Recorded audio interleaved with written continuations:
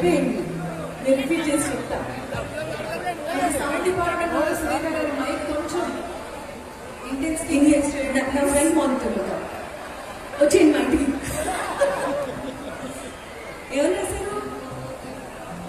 అనురాగం అనురాగం కనుమరుగై నిరంతరం నీ కోసం తప్పిస్తూ ఉంటా, మునిలా జపిస్తూ ఉంటా. ఇది కవిత. ఇంతకీ మీరు జపిస్తూనే ఉన్నారా, పెళ్లి చేసుకున్నారా? సక్సెస్ అయిందా? ఆయనకు ఒకసారి కంగ్రాచులేషన్స్ చెప్పి గట్టిగా చెప్పండి.